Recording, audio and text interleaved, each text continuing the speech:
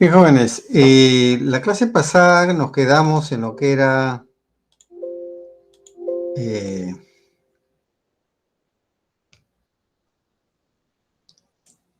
el canal cardíaco, ¿no? De un monitor multiparámetros, ¿no?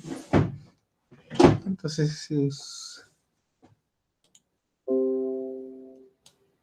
como habíamos visto, ¿no? Un monitor multiparámetros se llama multiparámetros porque tiene diferentes parámetros, ¿no? Puede medir, ¿no? Diferentes módulos acá, ¿no? O sea, tiene unos sensores, ¿no? Entonces, para colocar el cable de paciente tiene esta entrada, ¿no? Módulo cardíaco, ¿no? Y hay otros módulos, ¿no? O sea, acá se puede ver, habíamos visto esta pantalla,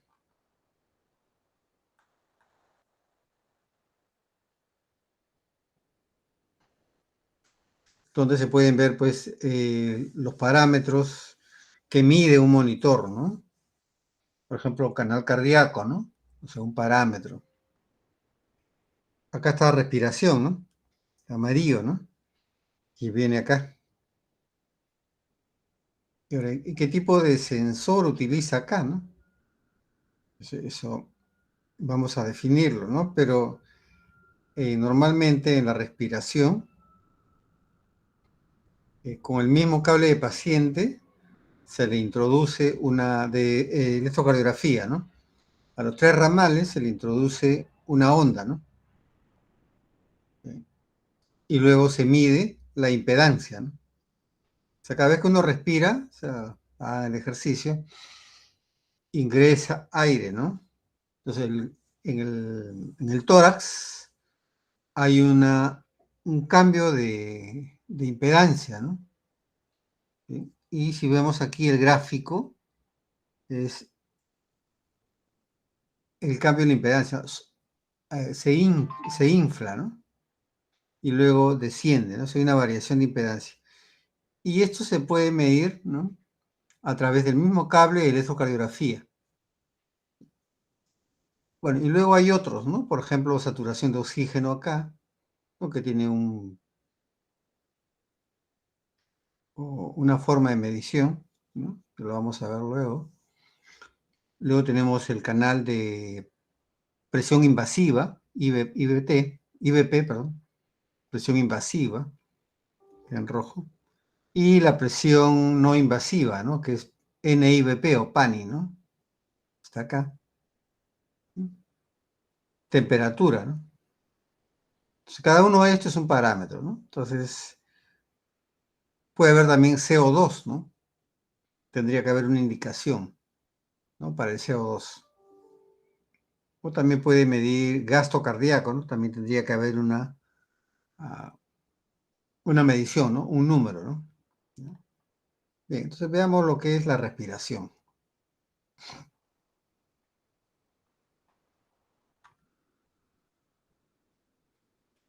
La respiración o frecuencia respiratoria, ¿no? Primero se puede medir con la observación, ¿no? O sea, mirando, ¿no? O se hincha el tórax y se contrae, ¿no? O con un estetoscopio, ¿no? Fonendoscopio es el nombre, digamos, técnico, ¿no? Del estetoscopio, ¿no? Pero se conoce como estetoscopio, ¿no? ¿Cuánto es más o menos una persona adulta, ¿no? Entre 12 y 18 ciclos por minuto. ¿Sí? Vemos acá cómo ingresa el aire, ¿no? El tórax tiene una insuflación y luego se contrae, ¿no? Podemos colocar aquí, ¿no? Alrededor del tórax, ¿no? Y se puede medir acá la impedancia, ¿no? Eso si solamente quieres medir la respiración, ¿no? Pero con el estetoscopio se puede ver, ¿no? Pero si quieres monitorear, entonces vamos a ver cómo se obtiene, ¿no? También es un parámetro, ¿no? Que registra la frecuencia respiratoria, ¿no? Y utiliza los mismos electrodos de electrocardiografía, ¿no? y se conoce como medición de impedancia. Entonces, en la pantalla del monitor se puede ver la onda respiratoria y el número, ¿no?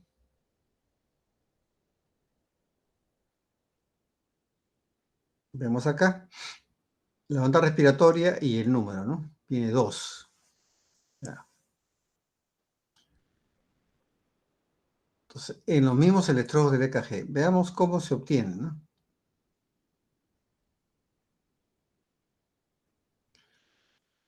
Vemos, por ejemplo, ¿no? Se puede obtener de diferentes electrodos, ¿no? Por ejemplo, el electrodo 2, ¿no? Entre el RL y LL, también se puede colocar en la derivación RL-LL, ¿no? De esa forma, ¿no? Entonces, la derivación 1 es la más utilizada para detectar la respiración torácica, ¿no? Pero, ¿qué es lo que pasa? Es más susceptible a los artefactos cardiogénicos. Entonces, si ponemos entre RL y LL, lo que va a captar va a ser bien, pero hay artefactos, ¿no? Y cuando hay artefactos, hay un problema, ¿no? No se va a obtener muy bien la frecuencia respiratoria, ¿no? La derivación 2 puede ser buena para detectar la respiración torácica o abdominal, pero es susceptible, ¿no?, a los movimientos de cabeza, cuello y también a los cardiogénicos. Y la derivación RLLL es mejor, ¿no? Así como está puesto acá, en estos dos puntos, ¿no? Es mejor. Bien. Porque no es susceptible a los artefactos cardiogénicos ni a los movimientos del cuello o cabeza, ¿no? ¿Ya?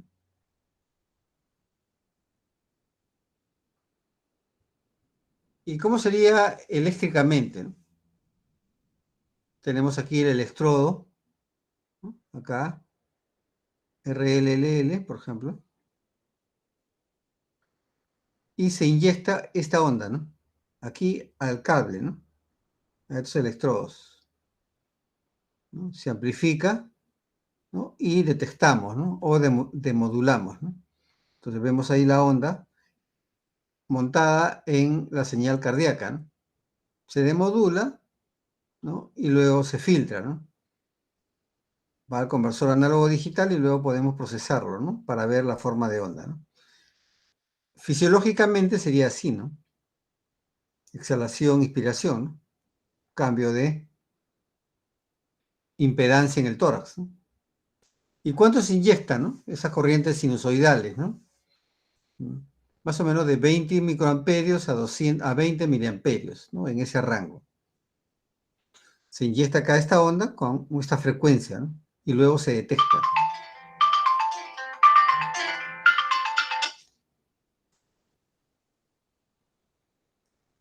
¿Cómo sería si lo vemos en un osciloscopio, ¿no? Tenemos la onda del EKG y inyectamos, ¿no? Aquí la onda sinusoidal, ¿no? De los picos, ¿no? Y podemos verlo acá, montada, ¿no? Y eso es lo que detecta, ¿no? Entonces, aquí con un diodo, que es un detector, va a detectar la envolvente, ¿no? Y si ustedes ven acá el color verde, ¿no? Es esto, ¿no? El gráfico amarillo, ¿no? Y, por ejemplo, aquí es 15 respiraciones por minuto. ¿Ya? Entonces, eléctricamente, al entregarle la forma de onda, ¿no? Vamos a ver, ¿no?, que va a estar montada encima, ¿no?, de esta onda. Y si detectamos solamente la envolvente, vamos a encontrar esto, ¿no?, color verde. Y eso es lo que indica el gráfico de la frecuencia respiratoria, ¿no? Y con el procesamiento se puede contar, ¿no?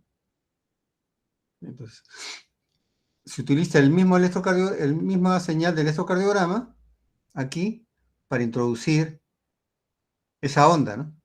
Y luego acá se detecta, ¿no? Eléctricamente se hace de esta manera. Y obviamente va al mismo procesamiento, ¿no? Fisiológicamente, este es el efecto, ¿no? En el tórax, ¿no? Se contrae, acá se dilata, ¿no? Bien. Luego vemos otro parámetro, ¿no? Temperatura. Acá registra la temperatura corporal mediante un termistor, ¿no?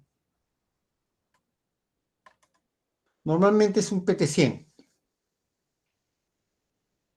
¿Ya? Pues normalmente sobre la piel, pero hay algunos casos en los cuales se puede colocar vía rectal, ¿no? O esofágica. Esto no tiene una onda, ¿no? Solamente es un número, ¿no? Normalmente sobre la piel. ¿Ya? Y el sensor que se utiliza se llama PT100, ¿no? Que es un termistor, ¿no? Un sensor que varía la temperatura, o sea, la propiedad física de temperatura hay que transformarla, ¿no? Vemos aquí el PT100 acá, ¿no? Y el equipo muestra el valor de la temperatura acá en Perú, grados Celsius, ¿no? Si estuviéramos en otros países como Estados Unidos, es grados Fahrenheit, ¿no? Y no tiene gráfico, ¿no? Solamente está aquí, ¿no? En número, ¿no? El sensor que se utiliza es el PT100. Diagrama de bloques, por ejemplo, aquí. ¿Mm? Bueno, siempre va la fuente no aislada, ¿no? Y el circuito de este, el cristal, ¿no? El oscilador, ¿no? Para que el procesador funcione, ¿no? Tenemos acá el termistor y la cometida, ¿no?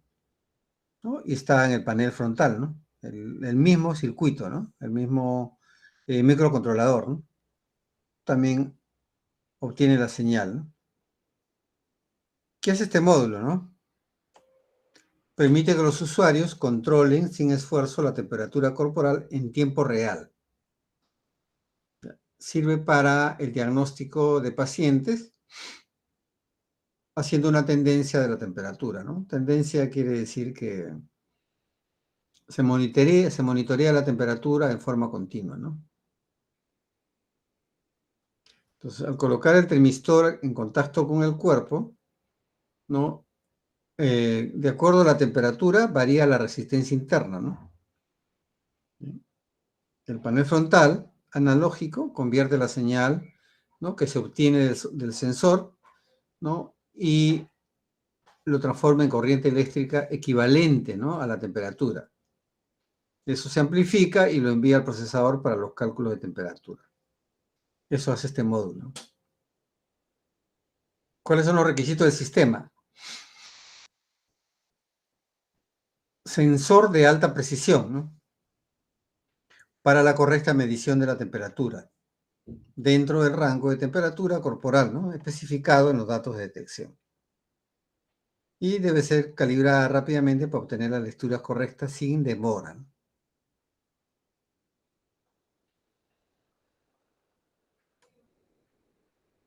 ¿Cómo adquirimos, ¿no? Esa señal? La temperatura se adquiere por puente Whiston. Eléctricamente tenemos acá el termistor, ¿no? Si se ajusta, en principio el termistor tiene no es lineal la onda, ¿no? Entonces tenemos que linealizarlo, ¿no? Se linealiza entre 35 y 40 grados Celsius, ¿no? O 35 a 45 grados Celsius, ¿no? Entonces tenemos el termistor acá, ¿no? Y tenemos que ajustarlo para que en 35 grados esto esté en equilibrio, ¿no? Esté en equilibrio, puede ser la temperatura ambiente, ¿no? 26 grados, 25 grados, ¿no? Bien, acá entonces no hay paso de corriente, ¿no? Está en equilibrio y habría la indicación que es 25, 27 grados, ¿no? El ambiente, ¿no? O menos, ¿no? 22 grados, ¿no? Celsius. Si esta temperatura cambia, entonces se crea el desbalance, ¿no? Y va a haber una corriente acá, ¿no? Entre estas dos entradas del amplificador de instrumentación. y va a ser proporcional al cambio de temperatura, ¿no? Entonces acá hay 25 grados de ambiente, ¿no? Y el paciente sensa la temperatura, o sea, 25 grados Celsius, acá hay una resistencia, ¿no? Y hay cero corriente, ¿no? Pero si acá cambia a 35, a 36 grados, hay 6 grados de diferencia, ¿no? Entonces la corriente va a aumentar en forma proporcional a los 6 grados, ¿no? Entonces cambia la resistencia y aquí el puente Whiston crea el desbalance, ¿no? Un paso de corriente y eso se tiene que medir acá, ¿no? ¿Qué amplificador de instrumentación o un OPAM pueden ser, no? Por ejemplo, el Texas Instrument, dicen el OPA 335, ¿no? ¿Ya? Tiene bajo voltaje de offset, 5 microvoltios, muy bajo. Cero drift, ¿no? Variación con la temperatura, que es justamente el cambio, ¿no? 0.05 microvoltios por grado Celsius, ¿no? 285 microamperios, ¿no? De corriente. Y, bueno, paquetado en diferentes formas, ¿no? ¿Para qué se aplica, no? Para transductores, ¿no? Escalas electrónicas y medición de temperatura, ¿no? Justamente para esto. Bien, entonces, si vemos acá este OPA 335, ¿qué es lo que va a medir, no? La variación que hay acá, ¿no? La variación que hay acá, ¿no? Hay un cambio de temperatura acá, ¿no? Entonces esta resistencia cambia, ¿no? Entonces, lo que estaba balanceado pierde el equilibrio, ¿no? Y hay un paso de corriente acá. Bien, entonces, la forma de adquirir la señal, la medición de temperatura es puente Whiston. No hay otra forma, ¿no? No puedo yo medir directamente, ¿no? No tengo que adquirir acá, ¿no? Ese es uno de los problemas en este caso de temperatura, ¿no? Entonces tenemos acá que linealizar, ¿no? ¿Bien? Y se linealiza justamente también con este ajuste de offset, ¿no? Para que en un punto que se elija, ¿no? Inicial, que es la temperatura ambiente, aquí haya cero corriente, ¿no? Sabemos que el termistor, ¿no? Varía con la temperatura, o sea que esta resistencia varía, ¿no? Entonces, si acá está en equilibrio, al variar la temperatura, varía el puente Whiston, ¿no? Y induce corriente, ¿no? Que es proporcional al aumento de la temperatura.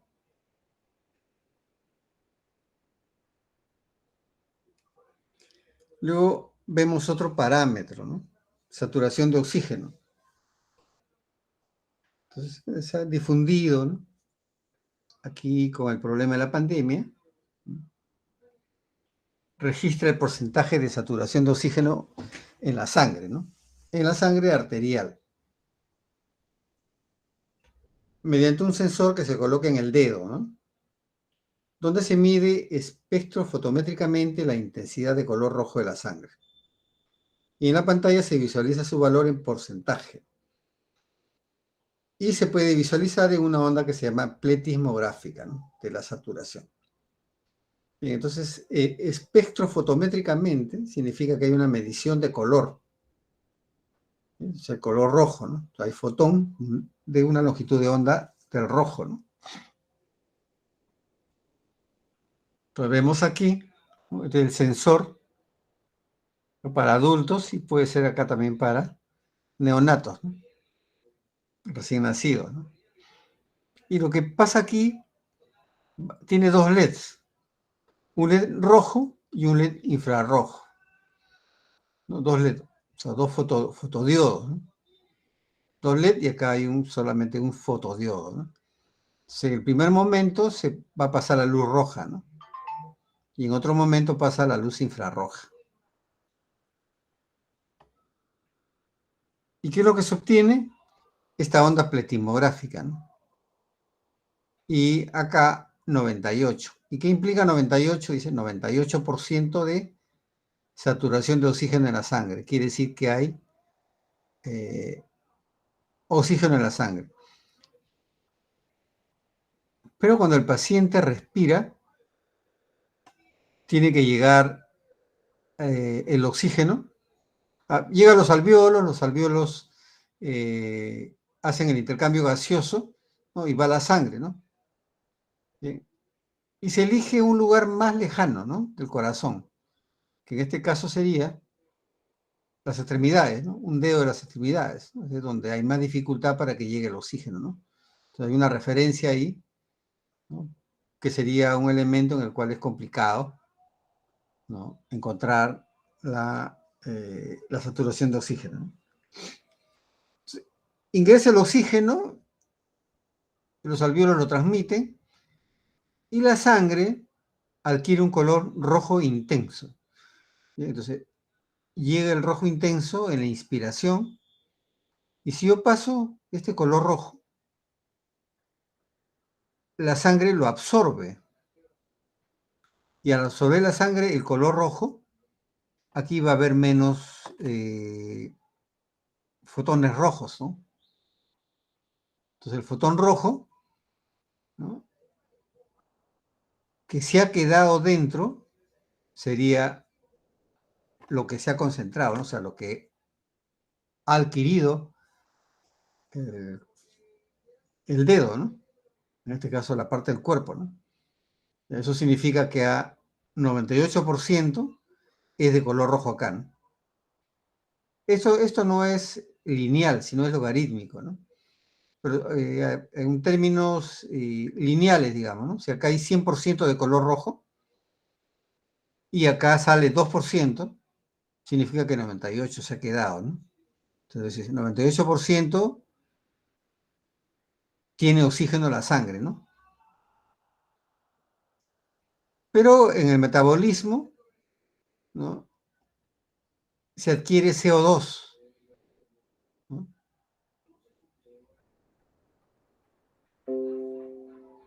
Entonces, al haber CO2, el CO2 no es color rojo, sino es infrarrojo, ¿no? Entonces, en ese caso adquiere, que es más o menos una representación de color azul, ¿no? Adquiere el infrarrojo, ¿no? Entonces aquí lee un momento 98 o 2 de CO2. ¿Bien?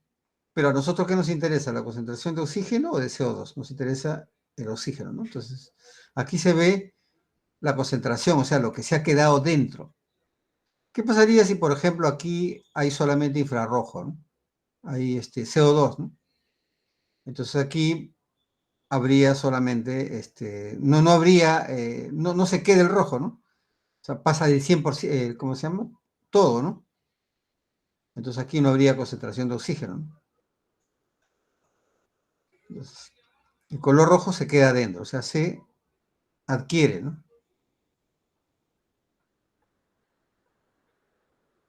En colores, a ver. La luz roja está en este rango, ¿no? 650 a 660 nanómetros. Y la infrarroja está entre 900 y 920 nanómetros, o sea, longitud de onda. ¿Ya? Entonces pasa el rojo y acá atenúa, ¿no? O sea, una parte se queda acá.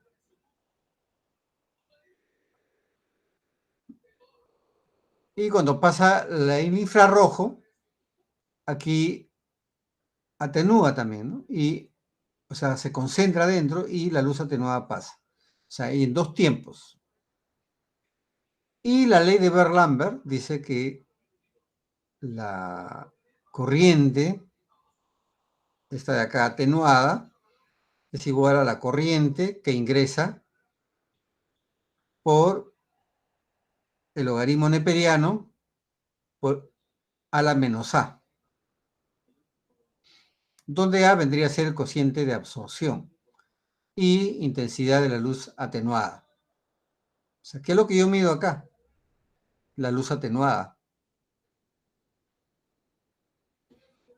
Y con eso yo puedo encontrar cuánto de ese color se ha quedado dentro, ¿no? Y eso es la concentración. Entonces, esto de acá no es lineal, es logarítmico. Esta ley de Beer-Lambert se utiliza mucho en lo que es mediciones de elementos atenuados, ¿no? O coloreados. Cada parámetro o cada gas, ¿no? O, o algún elemento químico que esté en la sangre, se obtiene de las plaquetas, ¿no? De la sangre. Te extraen sangre, lo centrifuga y obtienen el plasma, ¿no? Para encontrar un parámetro, ¿qué es lo que hacen, no? Por ejemplo, quieren encontrar colesterol, ¿no? Ese plasma lo coloca en una micropipeta, o sea, un lugar donde un envase de vidrio pequeño, y le agregan un color, o sea, lo colorean. Por ejemplo, si quieren encontrar urea, ¿no? La urea está en color amarillo, ¿no? Entonces lo colorean de amarillo. Entonces pasa, acá es como, si vemos acá esa cubeta, pasamos el color amarillo, ¿no? Y acá, si hay urea dentro de esa plaqueta, lo va a atenuar, ¿no? O sea, lo va a absorber. Y acá pasaría la luz amarilla atenuada, ¿no? Entonces, lo que se queda acá se obtiene aquí con esto, ¿no? Desarrollando este concepto, ¿no? De la absorción, ¿no? Y sería la concentración de colesterol, ¿no? Que tiene el paciente, ¿no? Y si vemos transaminasa, otro análisis químico, también, ¿no? Se le da un color, ¿no? Bien, y acá vemos. Y sería una prueba coloreada, ¿no? Y eso se mide con el espectrofotómetro, ¿no? Que es un elemento de mediciones de laboratorio, ¿no? Bien, para nuestro caso particular, aquí lo que estamos viendo es cuánto atenúa la luz roja, ¿no? Y el color rojo es sinónimo de oxígeno. Entonces, fisiológicamente, ¿qué pasa? Uno inspira, llega a los alvéolos y se hace el intercambio gaseoso. Entonces, pasa el oxígeno a la sangre. Y cuando llega a la sangre, colorea color rojo intenso, ¿no? Y se vuelve sangre arterial, ¿no? Y la sangre arterial tiene color rojo intenso. Entonces, si yo le paso en el dedo en ese momento, voy a medir la concentración, ¿no? La absorción que se ha tenido acá, que es sinónimo de la concentración. Concentración color rojo, sinónimo de oxígeno en la sangre, ¿no? Y se mide en porcentaje.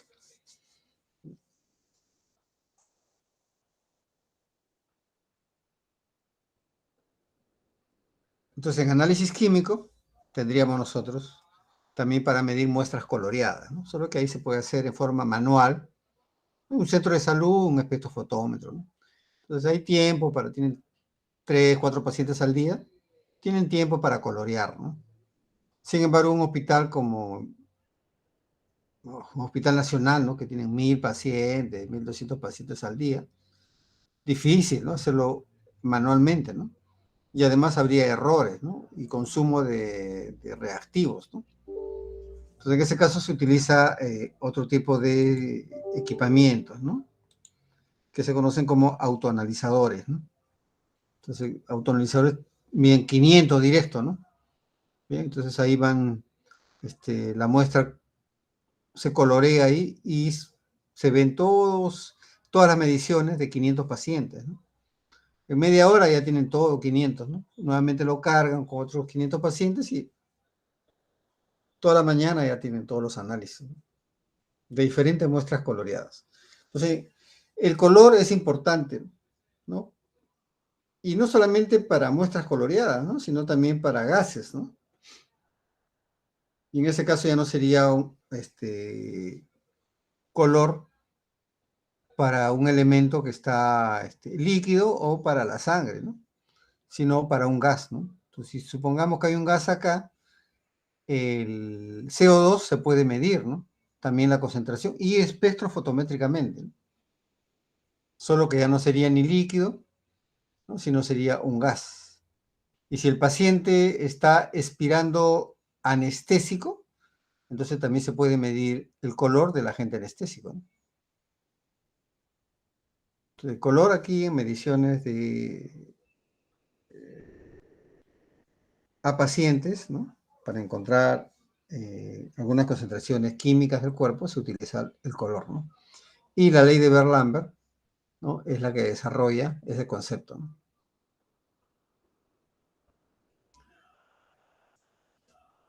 Entonces, el canal de saturación de oxígeno se guía también, por ejemplo, ¿no?, por dos pulsos, ¿no? Un pulso donde R-on, ¿no?, o sea, el rojo, actúa, ¿no? Y en otro momento el infrarrojo, ¿no?, este de acá, ¿no? Entonces, cuando está en color rojo, esto está ahí apagado, ¿no? Pasa el rojo. Y cuando tiene que aplicarse el infrarrojo para medir CO2, ¿no?, se aplica, este rojo está apagado, ¿no? Entonces va captando, ¿no?, ambas, ¿no? Y luego lo promedia para ver cuánto de rojo tiene la sangre, ¿no? Y si multiplicamos por 100%, vamos a encontrar la saturación de oxígeno en la sangre, ¿no? Entonces, y eso serían fotones rojos y fotones infrarrojos, ¿no?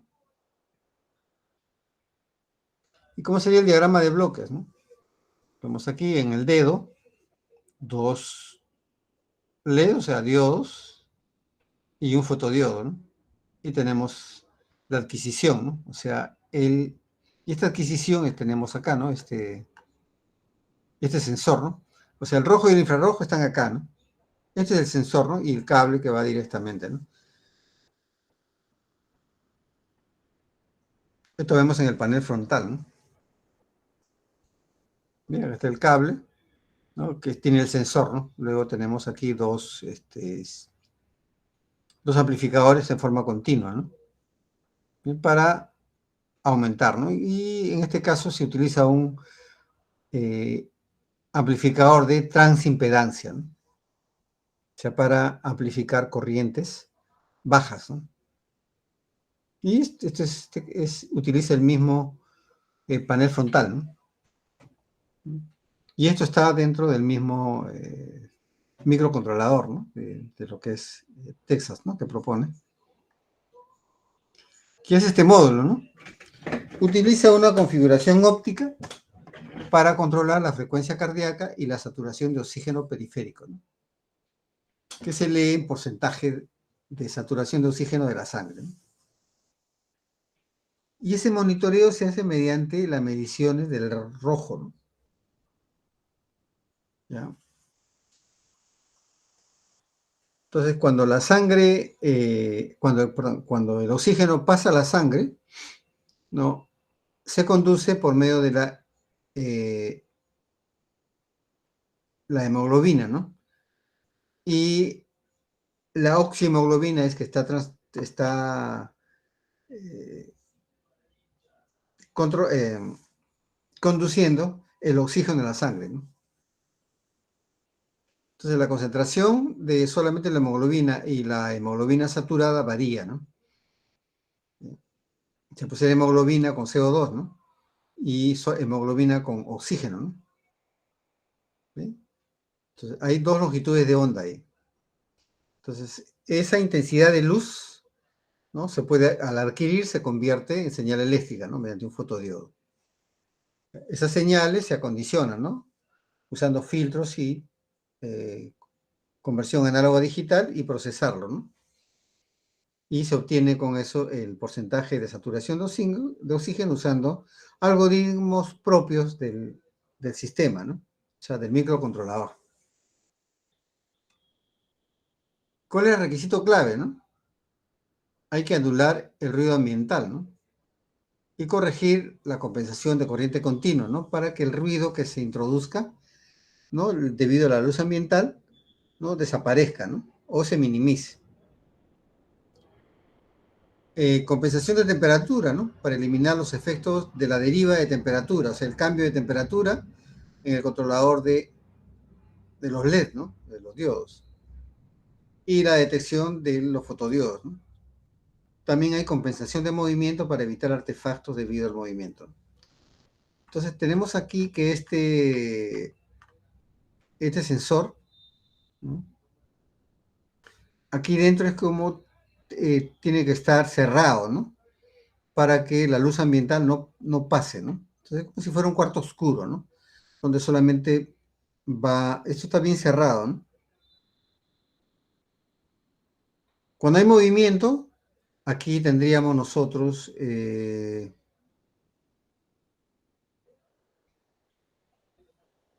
puede cambiar, ¿no?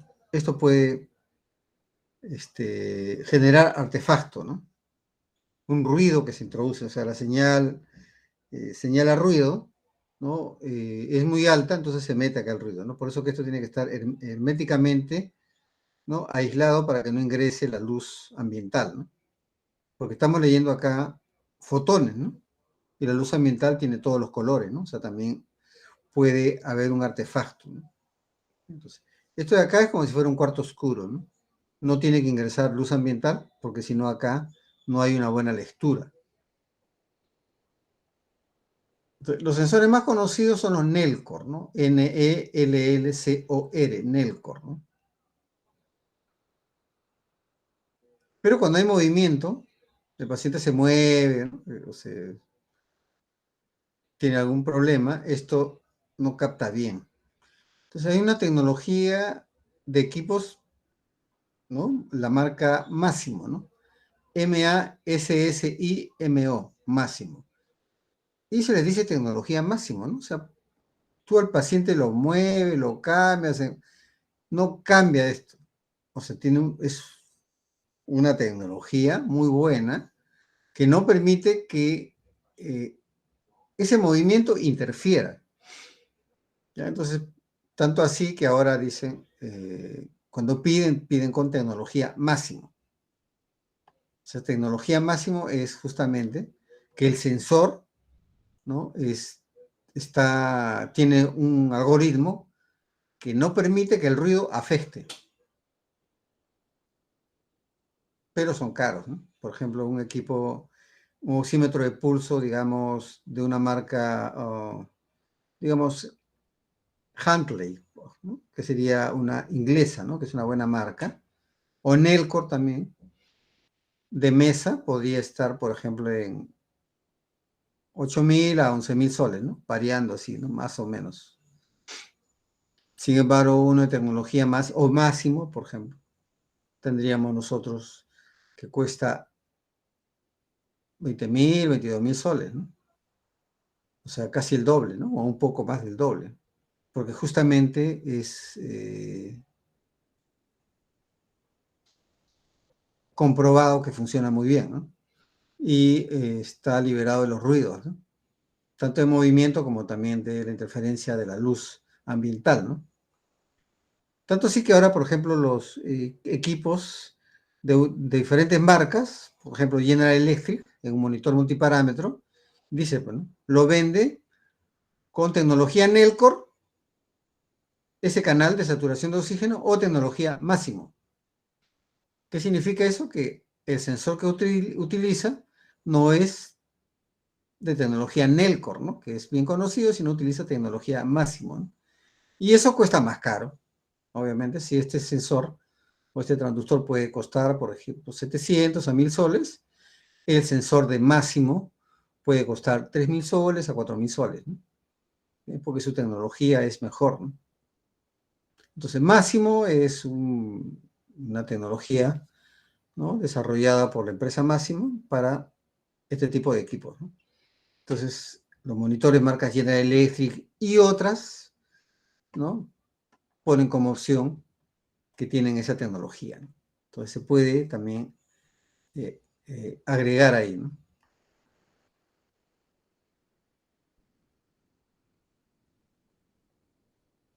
¿Y cómo se adquiere, no?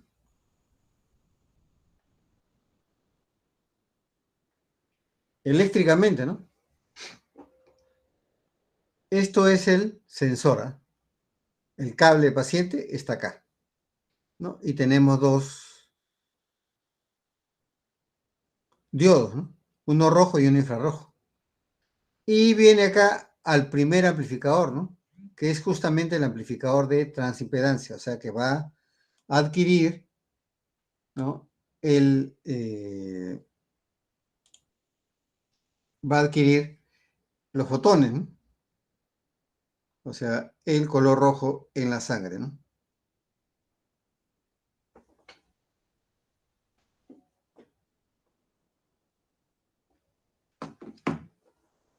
Entonces llega aquí este amplificador de transimpedancia. O sea, aquí el color rojo se adquiere por el fotodiodo y aquí llega una corriente pequeña, ¿no? Que es la corriente muy baja eh, que se obtiene de los fotones rojos, ¿no? Este amplificador de transimpedancia lo que hace es convertir esta corriente a voltaje, ¿no? Y este voltaje es amplificado por un segundo amplificador, ¿no? ¿Y cómo es por qué se tiene que tener aquí, ¿no? Un amplificador de voltaje acá, ¿no? Corriente en voltaje, y luego otro amplificador, ¿no? Porque como hemos dicho que en los canales de medición de señales bioeléctricas o biomédicas en general, el valor apto para medir es 1 voltio, ¿no? Entonces aquí, como está en cascada, debería haber 1 voltio acá, ¿no? Y para controlar aquí estos diodos, ¿no? De color rojo e infrarrojo, ¿no? Tienen aquí ¿cómo se llama? Una conexión aquí para darle en el momento que el pulso de reloj, ¿no? Esté en infrarrojo, ¿no? Active el color acá, ¿no? Y emita fotones, ¿no? Y cuando le llegue el turno al rojo, aquí este red color rojo, ¿no? Emite fotones. Entonces, un canal de saturación de oxígeno, este es un equipo marca Nelcor, ¿no? Tiene esta tarjeta, ¿no? Y como ven acá, es un medidor de corriente, ¿no? Transformador de voltaje y un amplificador en cascada para amplificar esta señal pequeña, ¿no? Entonces, como esto es el sensor, el transductor, ¿no? Puede ser Nelcor, ese transductor puede ser también de tecnología máxima, ¿no? Y acá debería tener, ¿no? Otras características para, ¿no? Hacer trabajar el transductor, ¿no? Como esto es externo, esto se cambia, lo venden directamente, ¿no? Texas Instruments, ¿no? Utiliza todavía el MSP430, procesador digital de señal. Vemos aquí que tiene, ¿no? Tiene el amplificador de transimpedancia dentro. Esta tarjeta es el panel frontal de el osímetro de pulso propuesto por Texas, ¿no? Y el cable, o sea, el transductor está afuera, ¿no? Y tienes que tener estas conexiones, ¿no? Eléctricas, ¿no? Ganancia de LED rojo, ganancia de LED infrarrojo, ¿no? Apagado, encendido el LED rojo y apagado, encendido el infrarrojo, ¿no? Y acá el color para implementar, para amplificar.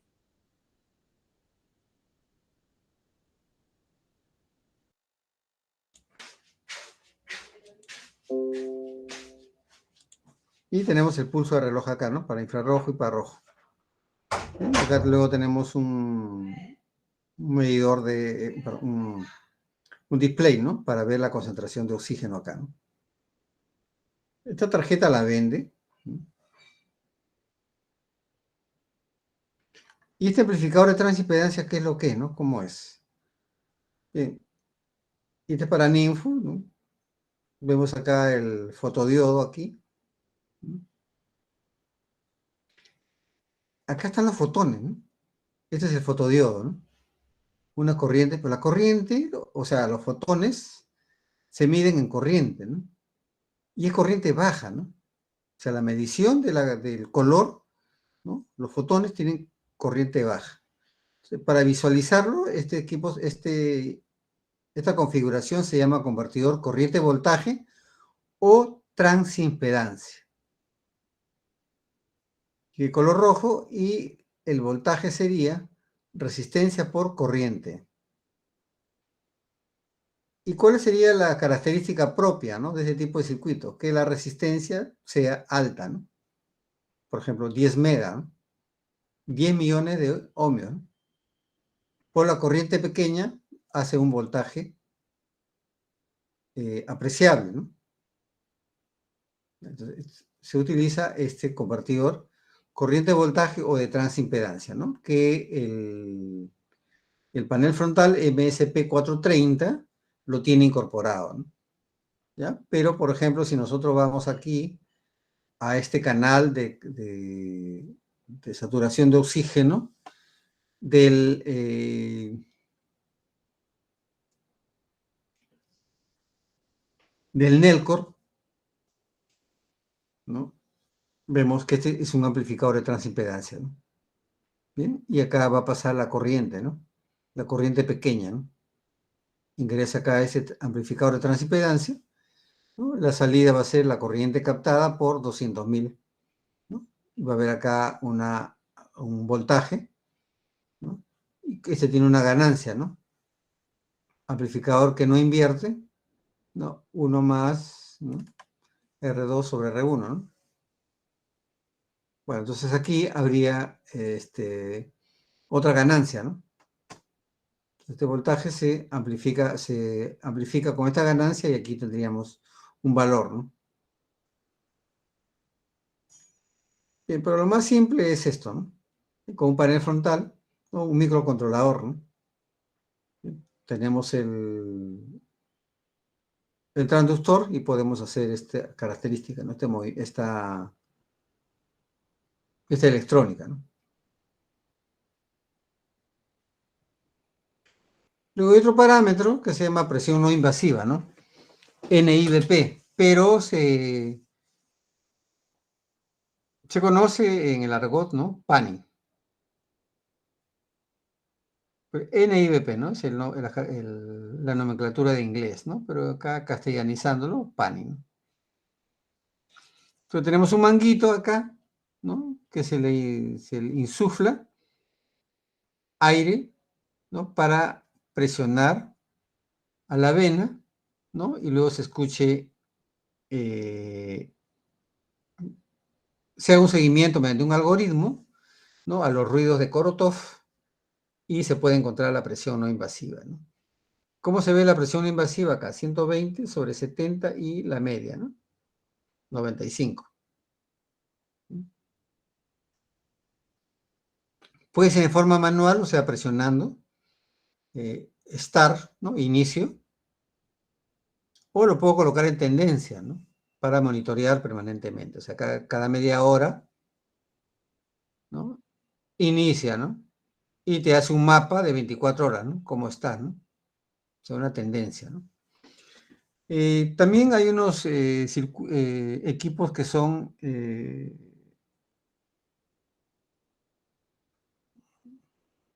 transporte, ¿no?, que se conoce como mapa, ¿no? Mapa. El mapa para hacer el seguimiento de la presión, ¿no? O sea, cuando una persona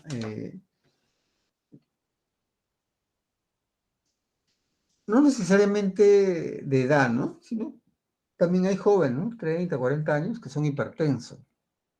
Entonces, para descartar, como se toma la presión en reposo, a veces puede salir con unas mediciones apropiadas, ¿no? Pero luego camina y se le sube la presión. Entonces,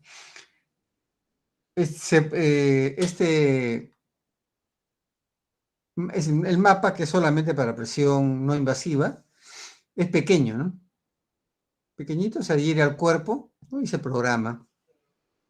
Y el paciente lo tiene 24 horas, ¿no?, o 2 días, ¿no? Y luego sale un mapa, ¿no? Justamente un mapa, ¿no? Un gráfico de tendencia de la presión en el día, en la noche, ¿no? Y se puede diagnosticar, porque casi todo el tiempo ha estado presión alta, ¿no? O sea, más de 120 sobre 80, superior, ¿no?, la sistólica y la diastólica, y eso da lugar a que el paciente sea diagnosticado como hipertenso, ¿no? Entonces, para eso hay una medicación, ¿no? Se le da su medicación, ¿no?, se le receta, y se hace un seguimiento, ¿no? Entonces el paciente ya eso de por vida, ¿no? Tiene que tomar su medicación, ¿no? ¿Y por qué? Porque durante el día va a estar con presión alta, ¿no? Y la presión alta es dañina, ¿no? O sea, presión alta te mata el riñón, ¿no? O sea, normalmente que las personas que tienen hipertensión pueden tener un problema de ira, ¿no? O sea, insuficiencia renal aguda, ¿no? Entonces, presión alta es malo, ¿no? Puede tener un paro cardíaco, ¿no? También. Entonces, es para tomarlo con mucho interés este parámetro, ¿no? No tiene una onda, es de esta manera, ¿no? Entonces, la presión arterial, ¿qué cosa se define, no? Que es la fuerza que ejerce la sangre contra las paredes de las arterias, ¿no? Y manualmente se mide empleando un esfigmomanómetro, ¿no? O sea, un tensiómetro, ¿no? Y un fonendoscopio, estetoscopio, ¿no? Salimos acá y un estetoscopio, ¿no? Entonces aquí se va a ver, ¿no? La presión sistólica, ¿no? Y la presión diastólica, ¿no? Pero para eso van a ver acá unos ruidos, ¿no? Que se llaman de Korotov, ¿no? Entonces, cuando inician los ruidos y cuando terminan, te da un indicador, ¿no? Ya puede ser en forma manual, que esto lo hacen normalmente las enfermeras cuando entran al triaje, ¿no? ¿Sí? Y ellos insuflan el manguito y con el estetoscopio van escuchando, ¿no? Y escuchan los sonidos de Korotov, ¿no? O también esto de acá que casi todos, ¿no? Ya es accesible, ¿no? Uno lo puede tener en la casa, ¿no? No son tan caros y es para hacerse un seguimiento, ¿no? Por ejemplo, ¿no? Los que tienen abuelos, ¿no? Que viven con ellos, ¿no? Siempre las personas adultas tienen pues su tensiómetro, ¿no? La presión sistólica es cuando se contrae el corazón y la presión diastólica es cuando hay el llenado de la sangre, ¿no? Si está relajado, recibe.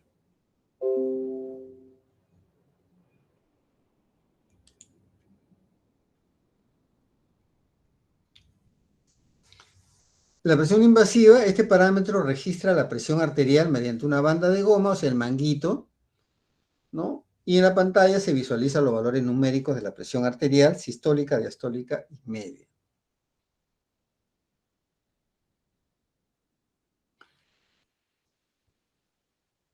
Vamos a ver acá unos videos, a ver.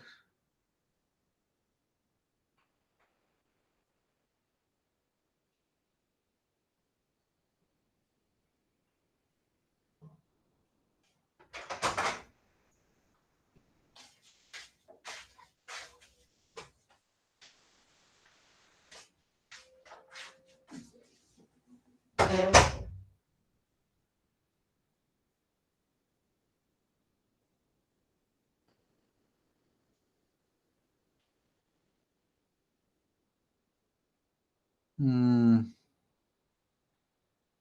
ahí acá.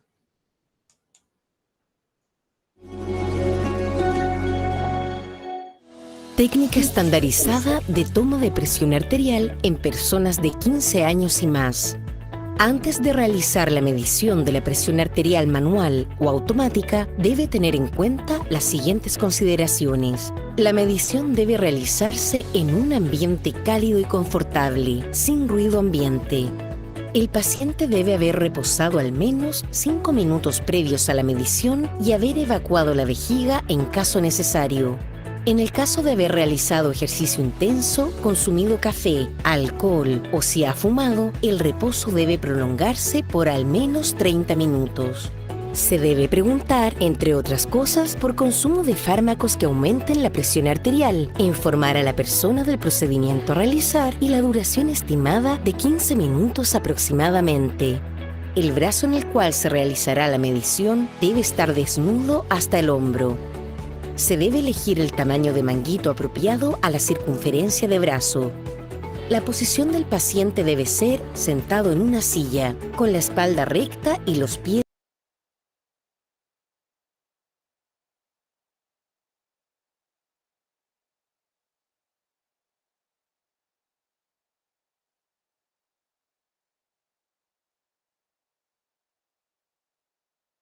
Profesor, no está hablando. Okay. Hay diferentes dimensiones de manguito, ¿no? Ya para pacientes que son de menos peso, ¿no? Tienen menos brazo, ¿no? O sea, brazo más delgado, ¿no? O también de altura, ¿no? De peso también. Y hay otros que son más grandes, ¿no? Entonces, el manguito de talla S o M no ingresa, ¿no? XL o XXL, ¿no? O sea, digamos en esa forma, ¿no? Normalmente viene con medidas, ¿no? Entonces, eso es para cada paciente, ¿no? Por eso aquí la instructora dice, ¿no? Que sea apropiado, ¿no?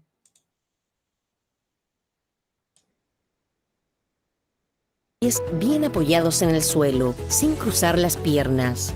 Se debe disponer de una mesa que permita al paciente apoyar su mano y brazo a la altura del corazón. No hable durante la medición.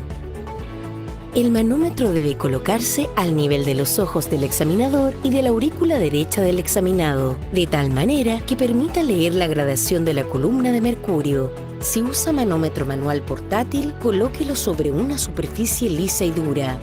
Si utiliza un aparato digital, debe ser para brazo, no de muñeca ni dedo. No se deben utilizar equipos automáticos en pacientes con fibrilación auricular.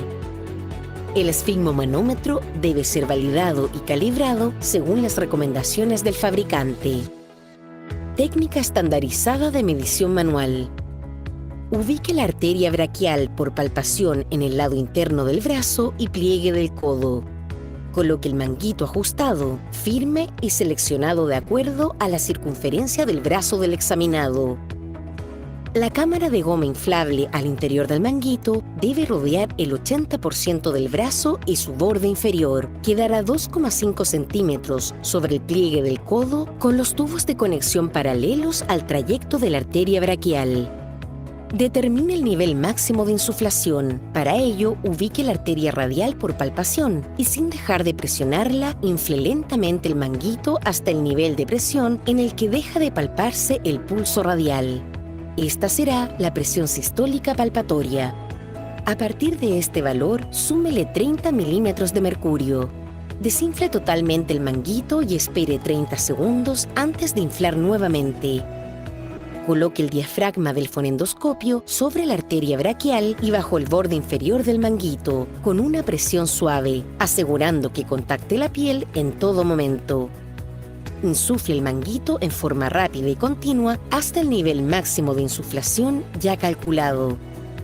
Abra la válvula de la pera de insuflación de manera que libere el aire de la cámara a una velocidad aproximada de 2 a 4 milímetros de mercurio por segundo.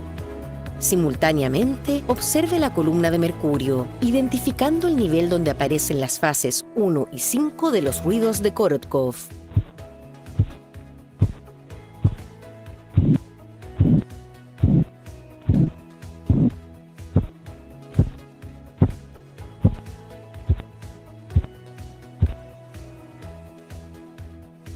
La fase 1 de los ruidos de Korotkov corresponde a la presión arterial sistólica y la fase 5 a la presión arterial diastólica. En ocasiones, la fase 5 puede escucharse hasta 0. En este caso, debe repetirse la medición y ser cuidadoso en apoyar más suavemente el estetoscopio en la fosa cubital. En caso de persistir auscultándose el último ruido hasta 0, debe considerarse el cuarto ruido como presión diastólica. Registre en números pares los valores encontrados. Luego de 2 o 3 determinaciones, consigne los pulsos, como también el brazo en que se realizó la medición. Ajuste la lectura a múltiplos de 2 milímetros de mercurio. No redondee la cifra a 5 o 10 milímetros de mercurio. El perfil de presión arterial debe quedar registrado en la ficha del paciente. Si la presión arterial es igual o mayor a 140,90 milímetros de mercurio, repita la medición durante la consulta, esperando 1 o 2 minutos antes de repetir. En el caso que la diferencia entre ambas mediciones sea mayor a 5 milímetros de mercurio, mida la presión arterial por tercera vez y registre la lectura más baja. En el caso de pesquisa se recomienda tomar 3 mediciones. Eliminar la primera, que generalmente es más alta que las siguientes por el síndrome de bata blanca, y hacer un promedio de las 2 siguientes. La medición de la presión arterial debe realizarse en ambos brazos al menos una vez. En el caso que un brazo presente un valor consistentemente más alto, considere ese brazo para seguimientos posteriores. Los errores más frecuentes en la interpretación de los valores de la presión arterial en mediciones manuales son: preferencia de dígito terminal.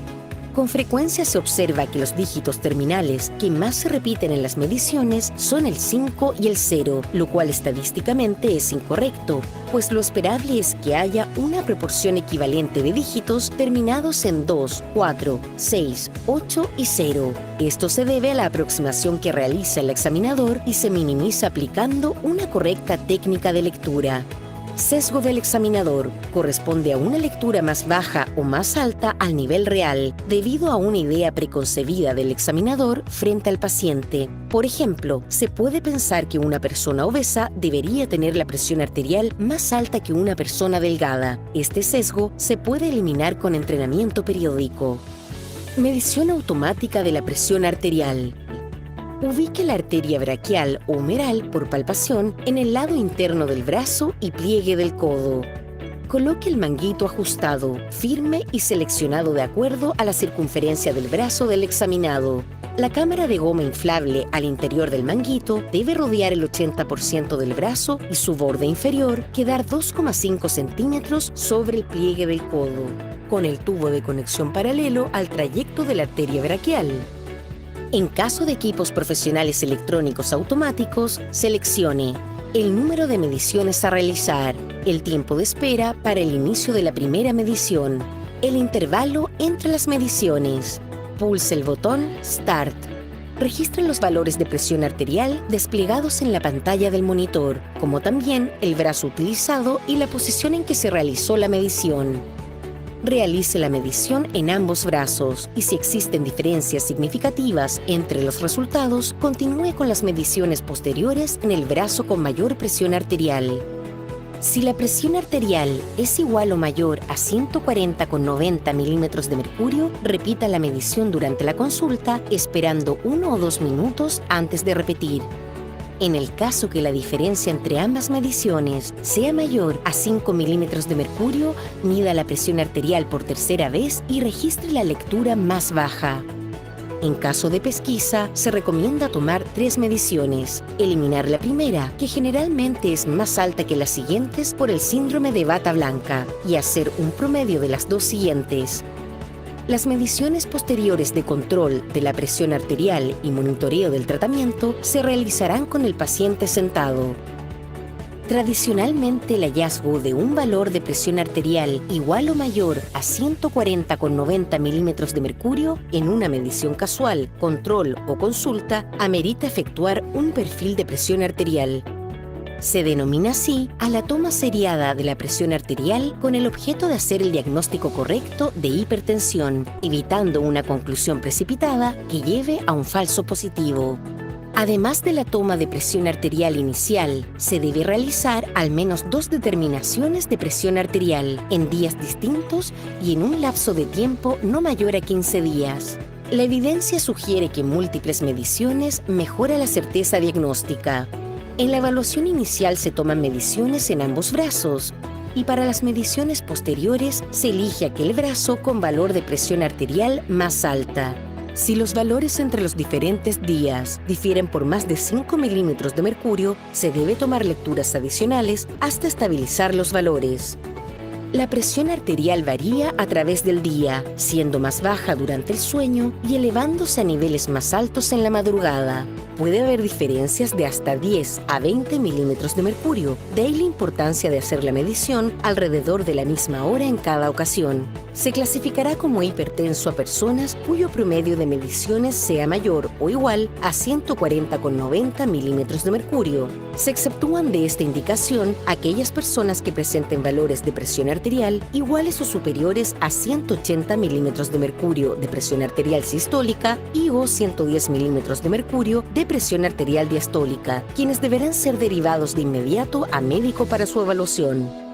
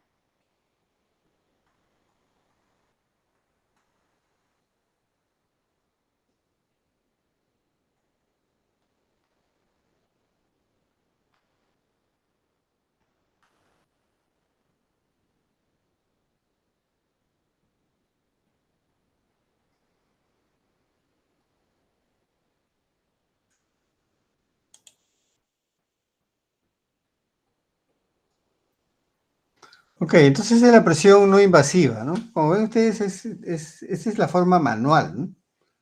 Ahora, eso no significa de que las mediciones son manuales, ¿no? En el monitor. El monitor no es automatizado. ¿Ya? Y cuando se habla manual en un monitor es porque uno va a presionar, ¿no? Presiona Start, ¿no? Pero normalmente el monitor es para monitorear, ¿no? Entonces monitorea la presión arterial, ¿no? Durante el tiempo que esté hospitalizado el paciente, ¿no?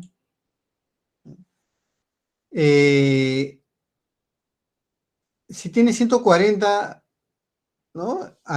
Y a 90, 140 sobre 90, se puede decir que tiene una presión elevada, ¿no?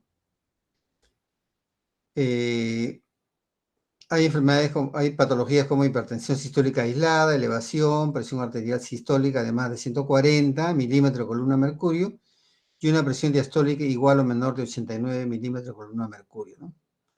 Ambos tipos de hipertensión arterial incrementan la mortalidad por cualquier causa. La presión arterial, la gente hipertensa puede fallecer, o sea, un paro cardíaco o puede tener también un derrame cerebral, ¿no? Un infarto cerebral que se conoce ahora, y el paciente fallece, o sea, que es, según la topología, ¿no? De las patologías de presión, son las causas principales de fallecimiento, ¿no? Bien, entonces el principio es el método oscilométrico, ¿no? O sea, con lo que hemos visto, ¿no? Y hemos escuchado, hay una parte donde empieza un ruido, ¿no? Eso se llama ruido de Korotov, ¿no? Justo donde empieza el ruido, ¿no? Sería la presión sistólica, ¿no? Y cuando acaba, la diastólica. Entonces, la presión sistólica es cuando se inicia los sonidos, ¿no? Normalmente 120 milímetros de mercurio, columna de mercurio. Y la diastólica cuando termina, ¿no? Normalmente 80. ¿Ya? Entonces, ahora, ¿y cómo lo va a detectar automáticamente, ¿no? Porque el equipo es automático. Entonces, tiene que tener sensores aquí, ¿no? Para censar, ¿no? El movimiento, ¿no? O sea, hay un algoritmo, ¿no? Para determinar, ¿no? Mediante un algoritmo, la presión sistólica y diastólica y la presión media. ¿Ya? Porque no va a estar, pues, escuchando este, una enfermera, no un asistente, ¿no? Sino que internamente ese algoritmo detecta, ¿no? Ahora, cada equipo tiene su propio algoritmo, ¿no? El sensor de presión que está ahí detecta las fluctuaciones, ¿no? Que ocurren, ¿no? ¿Ah? Y mediante un algoritmo se calcula la presión diastólica y sistólica. Entonces, obviamente ahí el manguito, ¿no? Y esa conexión va a un strain gauge, ¿no?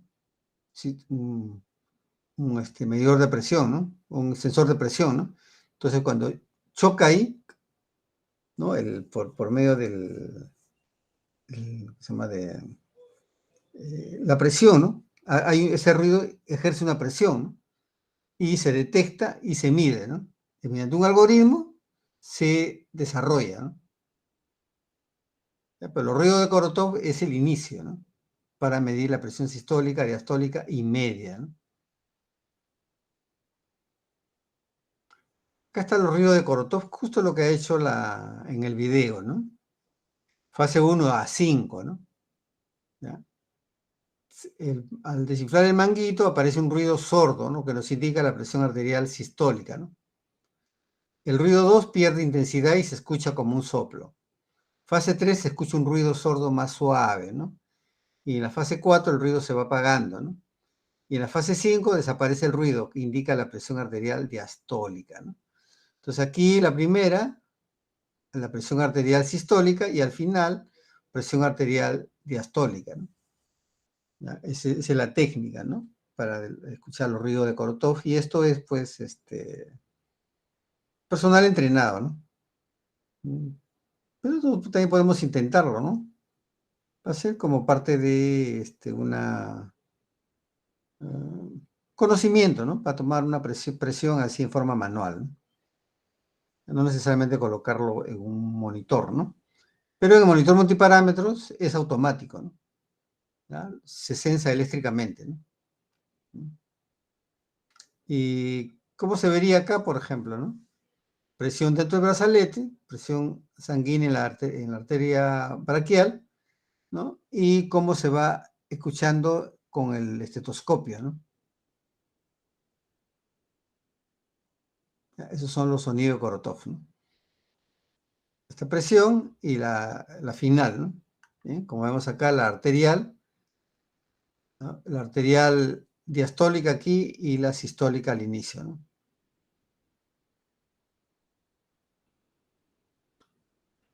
Entonces vemos aquí el equipo, el manguito, ¿no? Adentro tiene una conexión de Hebe, ¿no? Y el manguito es el soporte, ¿no? ¿Ya? ¿Y cómo muestra los valores acá? 120/70 y la media, ¿no? ¿Cómo sería eléctricamente el diagrama de bloques, ¿no?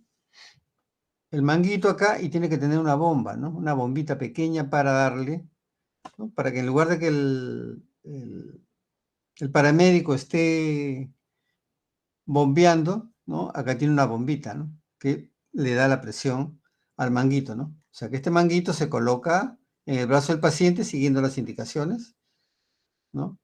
Y luego el equipo tiene una bomba, ¿no? Que al presionar Start acciona y da una presión, ¿no? Al manguito, ¿no? Con la finalidad de ejercer una presión sobre el brazo, ¿no?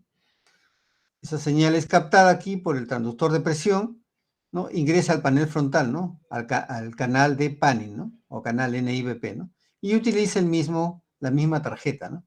Para el panel frontal y calcularlo, ¿no? O sea, una sola tarjeta puede contener todos estos canales, ¿no? Cada uno de ellos se aplica, ¿no? Bien, esto de acá se aplica para este canal, ¿no? Y temperatura, canal cardíaco utiliza otra parte, ¿no? ¿Qué hace este módulo? Captura los datos de presión arterial durante un muestreo en periodos largos, ¿no? O sea, obviamente se conoce como tensiómetro también, ¿no? Tensiómetro, canal NIBP o PANI, pero es un tensiómetro, ¿no? Infla y desinfla el manguito, ¿no? Que está envuelto alrededor del brazo, ¿no? Y regula el flujo de la sangre en la arteria, ¿no? Porque pues lo comprime, lo presiona Entonces, ese flujo, ¿no?, va a empezar a emitir cierto sonido cada vez que esté más presionado, ¿no? Lo que se utiliza es un sensor de presión, ¿no? ¿Ya? Cuando la sangre empieza a disminuir, a fluir en mayor rapidez o está más presionado, ¿no? Entonces ahí es donde se producen los ruidos, ¿no? Entonces cuando la sangre se restringe a través de la arteria o ya no restringida, ¿no? La señal captada, o sea, la presión captada, se acondiciona y se digitaliza, ¿no?, por el panel frontal y se procesa por el microcontrolador, ¿no? Acá, ¿no?, con el microcontrolador. Requisitos, ¿no?, para un control preciso y eficiente de la bomba y la válvula para regular el inflado o desinflado. O sea que la bomba está controlada por el microcontrolador, ¿no?, para que infle o desinfle, ¿no? Esa señal, ¿no?, que también acá es puente Whiston, ¿eh?, porque la presión también se adquiere por puente Whiston, ¿no? Se acondiciona la señal analógica, ¿no?, para detectar de manera eficiente los pequeños cambios de presión y evitar error en las mediciones. Hemos visto que en forma manual incluso se hacen unos cálculos, ¿no?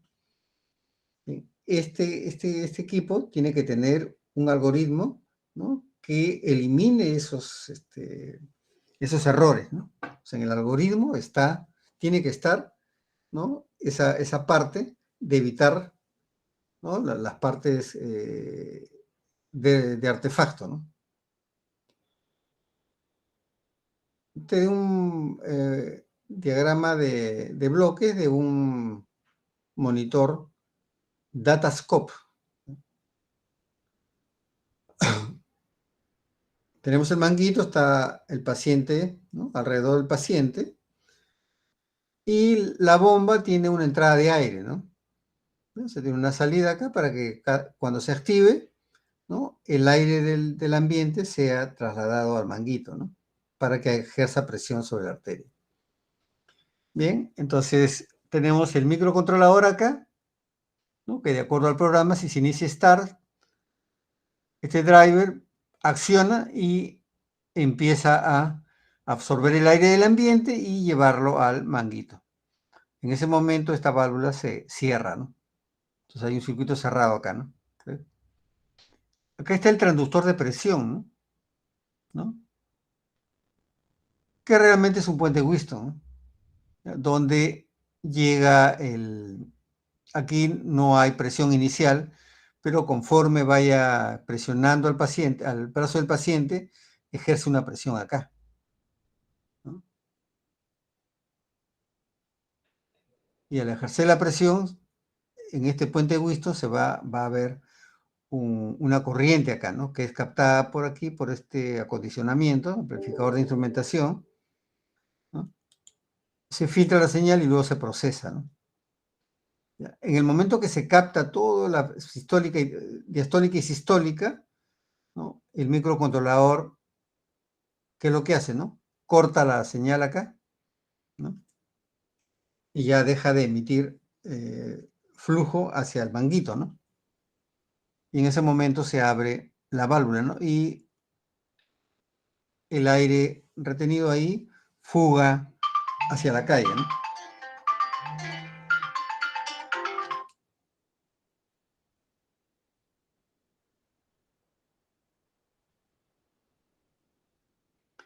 ¿Cuál es la mejor forma de medir, ¿no?, una presión, ¿no? Puente Whiston. O sea, realmente aquí, por ejemplo, si este fuera el transductor, ¿no?, esto está conectado al manguito, ¿no? Entonces, ejerce la presión acá, está aquí, ¿no? Y esta resistencia cambia, ¿no? Al cambiar la resistencia se crea el desbalance, ¿no?, y da la señal, ¿no?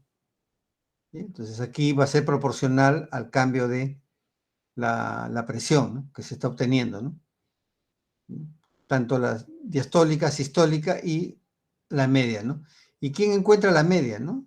La media, la sistólica, diastólica es el algoritmo, ¿no?, que está dentro de una sola tarjeta, ¿no? Y acá se recomienda en el AD620, ¿no?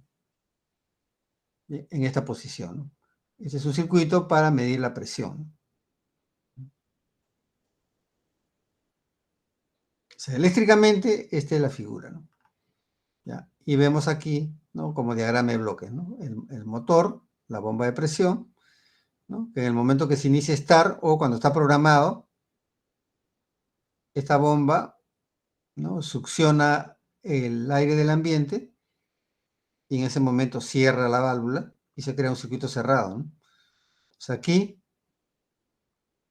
se presiona el brazo del paciente y se genera una presión acá, ¿no? Que el transductor lo sensa, ¿no? Que es el puente Whiston, ¿no? Lo sensa y luego se amplifica, ¿no? Cuando está en equilibrio, ¿no? Hay una corriente cero, ¿no? Cuando se escucha aquí, o sea, se encuentra la presión, hay una presión variable, ¿no? De acuerdo a lo que se ha visto en forma manual, ¿no? Entonces, todo ese procedimiento manual, ¿no? Lo tiene el algoritmo acá, ¿no? O sea, el programa. ¿Sí?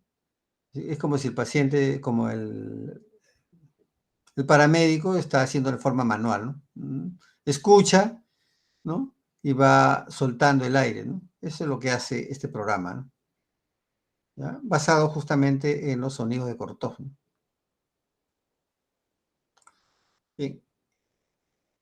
Y si de este monitor Datascope, ¿ya? Tenemos el canal de presión. ¿Sí?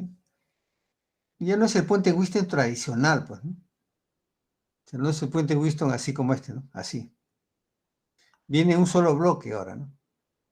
Entonces, cuando uno compra el transductor de presión, no te dan un puente Whiston, ¿no? Te dan un circuito integrado acá, ¿no? Que dentro está ¿cómo se llama? El transductor de presión, ¿no? Está acá. Y esta señal, ¿no? Está conectada, ¿no? A las dos entradas del amplificador de instrumentación, ¿no? Y las otras dos, ¿no? Son el ingreso del aire, ¿no? Que es suministrado por el motorcito, ¿no? Y la diferencia de presiones acá la capta este amplificador de instrumentación y lo procesa y va al microcontrolador, ¿no? O al microprocesador para la lectura, ¿no? ¿Sí? O sea, el algoritmo y esta es la cometida. Si se malora el canal cardíaco, el canal de presión, ¿qué es lo que más falla, no? El motor y este transductor, porque son los que están en mayor uso, ¿no? Muy poco se malogra esto, ¿no? Se malogra el transductor y el motor, ¿no? El motorcito, la bombita, ¿no? Entonces, aquí vemos un circuito real, ¿no? De un canal de presión no invasiva marca Datascope, ¿no? Y luego viene la presión invasiva, ¿no? La presión invasiva tiene este gráfico, ¿no? Y es en color rojo, ¿no? Porque es invasivo, ¿no? Lo que pasa es que acá hay un transductor, ¿no? Y se invade al paciente, ¿no? Entonces se invade con un catéter, ¿no? Y la sangre aquí ahí ejerce una presión, ¿no? Acá tiene un depósito de algún agente y llega al transductor de presión, ¿no? ¿Y qué es lo que pasa, no? Este líquido acá, ¿no? Genera el equilibrio aquí, ¿no? Y cada vez que este catéter, ¿no? Sienta las fluctuaciones, ¿no? De la sangre, de la presión arterial a través por las variaciones de presión, acá hay un desbalance, ¿no? Se crea como una turbulencia. Y ese diferencial de presión, ¿no? Lo captura y lo envía acá, ¿no? Y sale esta onda, ¿no? Ahora, ¿son iguales la presión arterial invasiva y la no invasiva? Se parecen, ¿ya? Pues normalmente la presión arterial invasiva es más precisa, ¿ya? Si el paciente tiene una patología grave, digamos, ¿ya? Entonces requiere medir IBP, ¿no? Presión arterial invasiva, ¿no? Bien. Entonces, las fluctuaciones de la sangre acá reflejan en la presión en este transductor, ¿no? Bien, acá tiene un líquido, ¿no? Y se puede ver acá, ¿no? A ver.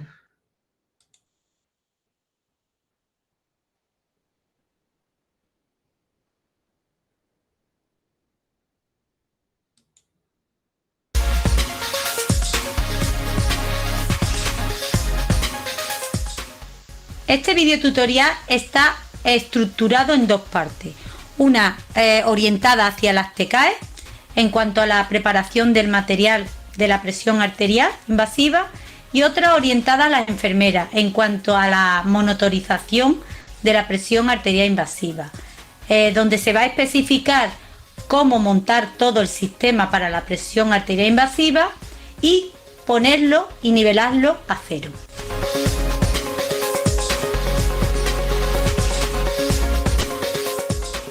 Aquí las compañeras TKE van a preparar todo el material destinado a la medición, donde prepararán el kit del transductor, el cable de presión reutilizable, el soporte del transductor, un suero fisiológico de 500 de 1000 que la enfermera ya lo heparinizará y una bolsa de infusión de presión o presurizador. Y además el palo de gotero.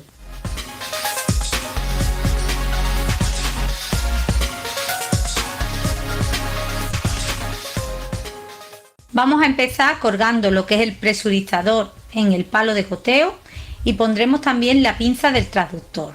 Cogeremos un suero fisiológico de 500 y de 1000 ya heparinizado según protocolo de cada servicio. Nuestro servicio son 12 cc de heparina al 1% en cada 500 y lo colgaremos en el palo con el presurizador, donde tiene una cinta para sujetarlo. No lo inflaremos.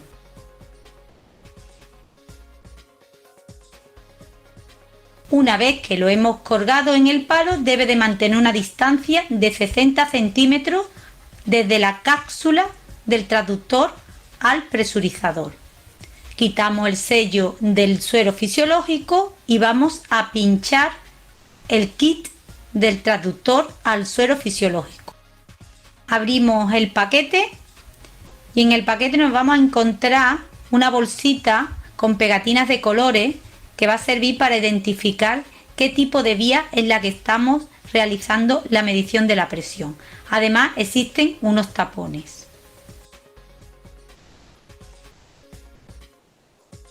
Vamos a colocar el transductor en el soporte.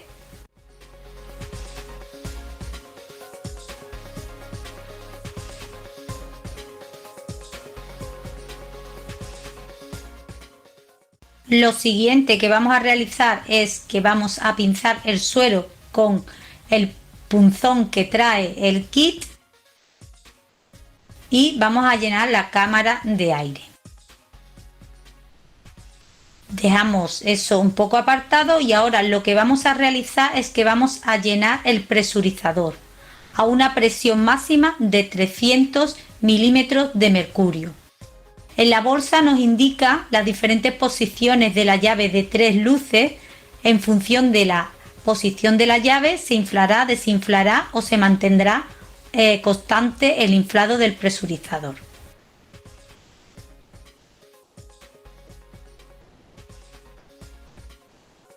El siguiente paso es el cebado de todo el sistema para que no quede aire dentro del sistema. Tiraremos de la pestaña que trae el transductor y realizaremos el cebado de todo el sistema hasta que no haya aire en ninguna parte del sistema. En la bolsa del kit de presión se traía una bolsita con diferentes pegatinas de colores para identificar cuál es la vía que estamos canalizando y midiendo. Y además trae 2 tapones que no están ventrados, los cuales hay que sustituir por el tapón perforado o ventrado que trae el transductor para evitar infecciones de la vía. Estas pegatinas se colocan en el soporte del transductor, aunque yo la he dejado colocada en el suero.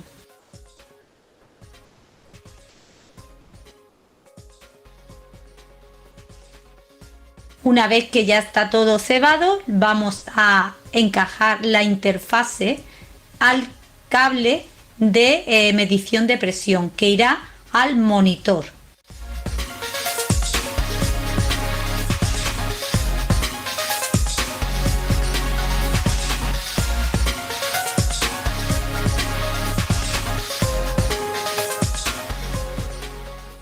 El siguiente paso es poner a cero la medición de la presión, lo cual nos va a llevar a que el transductor debemos de colocarlo a nivel del eje del corazón, lo que corresponde al eje flebostático.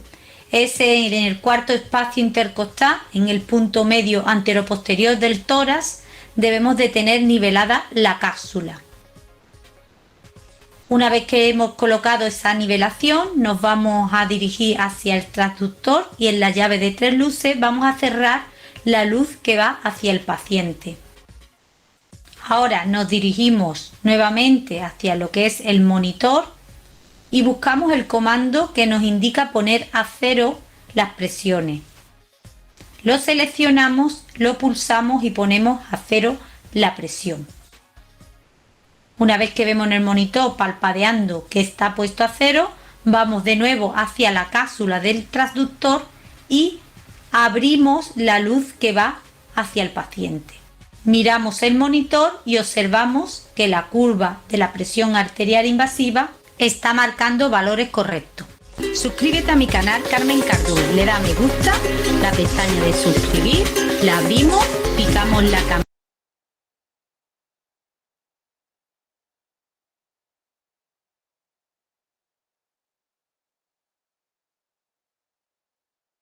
Para el montaje de un transductor de presión arterial necesitáis un suero de 500 mililitros en una bolsa blanda y el equipo de transductor. En primer lugar, sacáis el equipo de transductor y lo conectáis a vuestra bolsa de suero. Después lo cebáis como si fuera un equipo de suero normal y comprobáis que no quede aire en todo el equipo.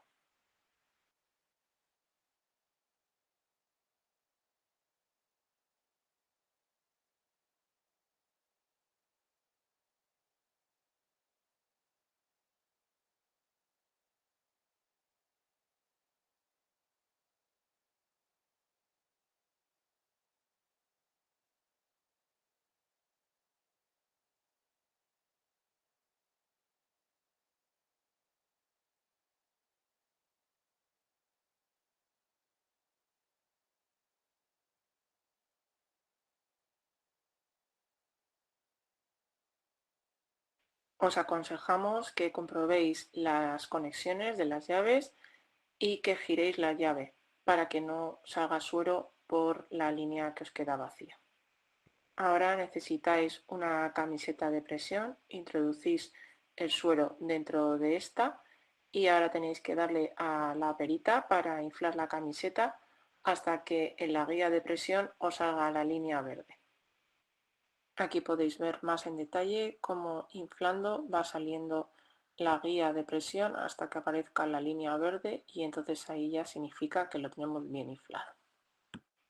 Ahora vamos a coger el transductor que lo vamos a unir al cable de presión arterial del monitor por la parte superior y con el equipo que acabamos de montar le quitamos esa pieza blanca que viene en la parte trasera apretando los laterales y lo deslizamos de abajo arriba hasta que nos haga un clic.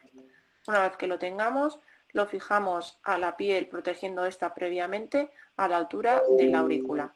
Nos falta unir el extremo del equipo al catéter arterial y ya lo tendríamos colocado. Por último, fijamos ese transductor mediante un esparadrapo a esa altura que os hemos dicho de la aurícula. Solo nos queda abrir el catéter arterial desde la piecita roja.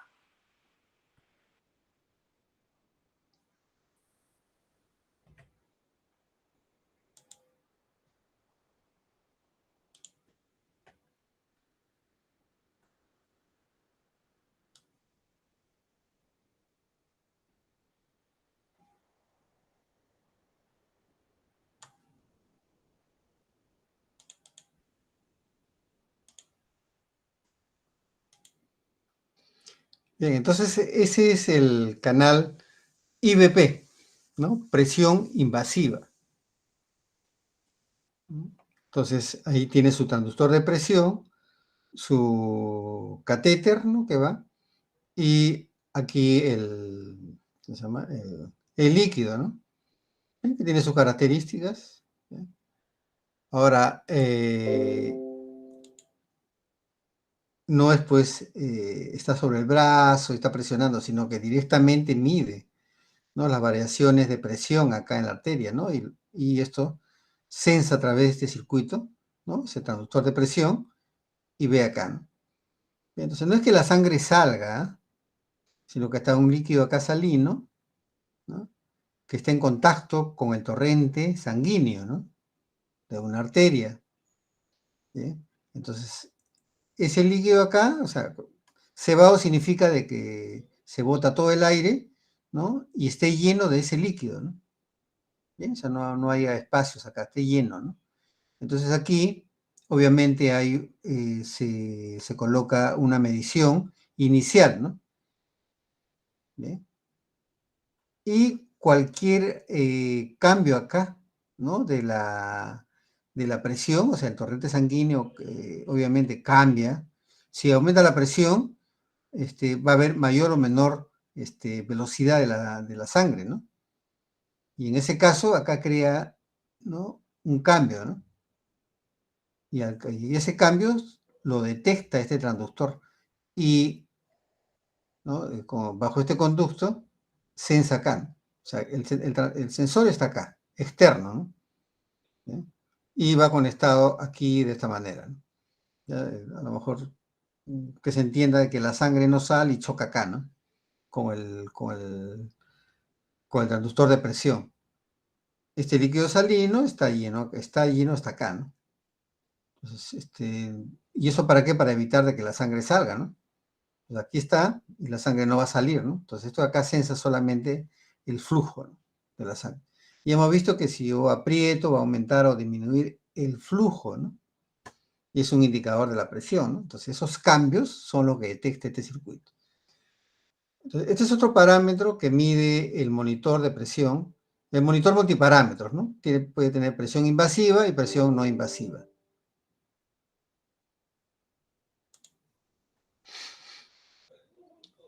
Vemos aquí, por ejemplo, la conexión, ¿no? Acá de doble vía, ¿no? ¿Ya? Una altura aquí y acá en el brazo, ¿no? O sea, acá en la carótida, en el cuello, ¿no? ¿Sí?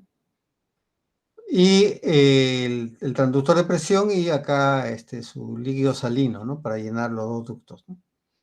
Entonces acá también su sensor de presión, ¿no? Su acondicionamiento y el mismo canal, ¿no? O sea, el mismo integrado, ¿no? Del panel frontal, ¿no? Solo que tiene una salida para presión invasiva. ¿Ya? ¿Qué es este módulo, no? Mide la presión arterial invasiva, ¿no? O sea, intraarterial, o sea, invade, ¿no? Dentro. Entonces sirve para monitorear, ¿no? En cuidados intensivos, la presión invasiva.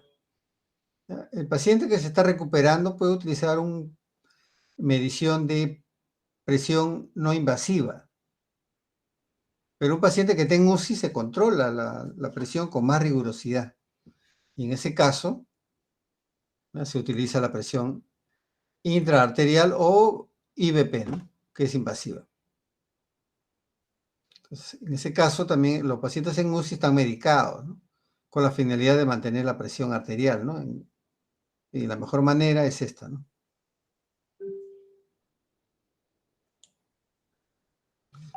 Como hemos visto, la técnica consiste en la inserción de un catéter en la arteria adecuada, conectada a un tubo lleno de fluido.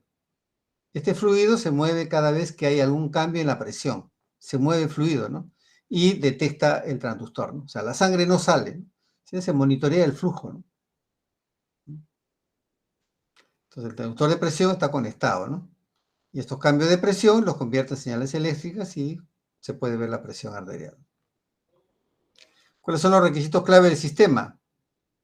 Alta relación señal a ruido, porque aquí la presión arterial, un flujo de la sangre es pequeño, ¿no? Entonces tiene que tener alta precisión, ¿sí? Para ver la sangre pulsante, ¿no?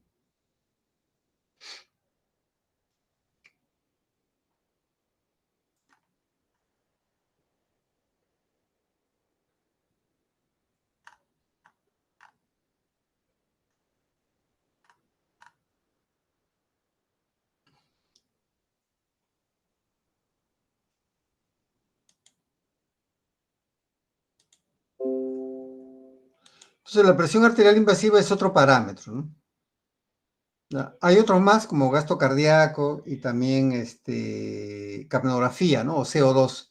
Pero la capnografía lo vamos a ver como un equipo único, ¿no? O sea, aparte. Yo creo que acá nos vamos a quedar, ¿ya? Hasta presión invasiva. Ya la siguiente semana continuamos con la otra parte de los monitores, ¿no?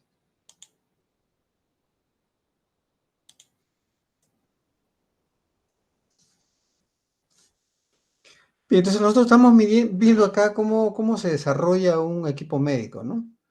Ya, pero se plantearía una pregunta, ¿no?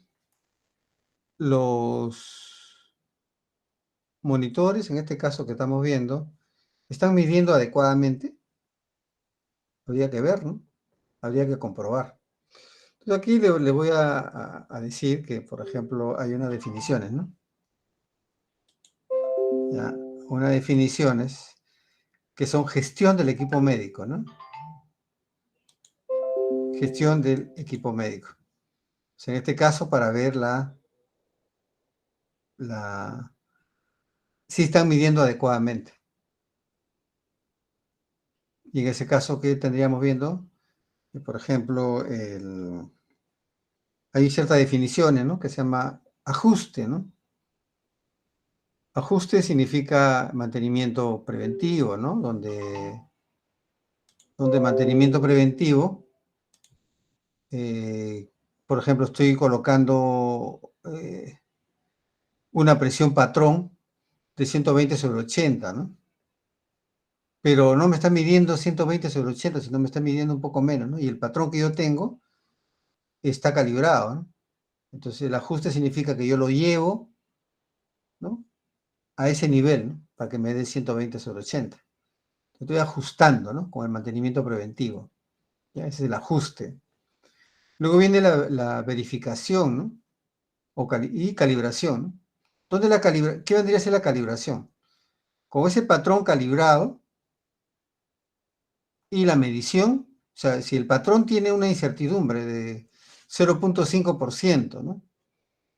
Y el instrumento, o sea, el monitor tiene 1%, entonces puedo sacar yo, y por ejemplo ahí, en uno de los videos dice que se tiene que medir 3 veces, ¿no? Entonces cuando es una calibración, no sé, se mide entre 3 y 5 veces. Y se saca un promedio, ¿no? ¿Sí? Y si el valor está cercano a más o menos 1%, entonces el equipo está calibrado, no tiene una incertidumbre baja, ¿no? Un error pequeño, ¿no? Entonces las mediciones están dentro del rango esperado. Y la verificación, y bueno, ¿para qué se necesita calibrar, ¿no? Ser una entidad, un laboratorio de calibración, ¿no? Donde tiene que estar calibrado, ¿no? Pero tiene que estar acreditado, ¿no? O sea, INACAL me tendría que dar, ¿no? Una acreditación. INACAL es el sistema de medidas del país, ¿no? ¿Ya? Donde te acreditan si eres un laboratorio de calibración y ensayo. Fatalmente no hay una magnitud para metrología biomédica, así que eso no existe, ¿no? Acá en el país por ahora, ¿no? Solamente hay calibraciones para otro tipo de magnitudes, ¿no? Como pesas, o sea, ese tipo de cosas, ¿no? Para industrial, pero para metrología biomédica no hay todavía, ¿no? Entonces lo que se utiliza sería verificación. Que verificación sería una calibración, solo que no se emite un certificado de calibración, sino que con patrones calibrados se verifica con un procedimiento que los equipos están funcionando de acuerdo a cómo han sido fabricados. Otra cosa más, la persona que lo realiza tiene que ser una persona, aquí viene un término, se llama competente, ¿no? Tiene que ser competente. O sea, tiene que tener las destrezas para poder desarrollar esa actividad.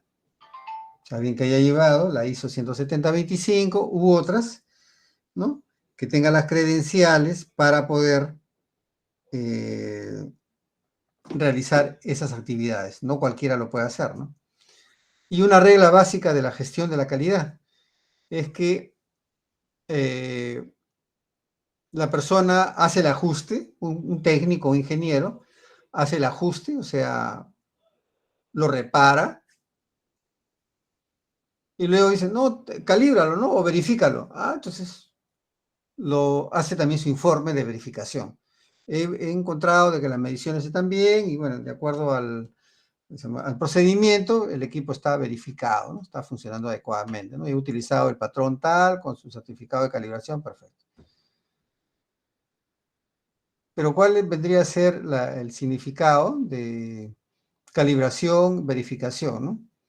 Que son una auditoría del mantenimiento preventivo o correctivo. Entonces, por lógica, si tú realizas una actividad, no te puedes auditar tú mismo, ¿no? O sea, tú no te puedes corregir, ¿no? No te puedes verificar tú mismo, o sea, no te puedes tomar examen tú mismo, ¿no? Entonces, por eso debe ser que la persona que hace los preventivos no puede ni calibrar ni ajustar, ¿no? Porque estaría, ¿cómo se llama? Evaluándose él mismo, ¿no? ¿Ya? Eso sería como un adelanto de lo que es la gestión del equipo médico, ¿no? ¿Ya? Y eso es una cosa que se tiene que empezar a hacer, ¿no?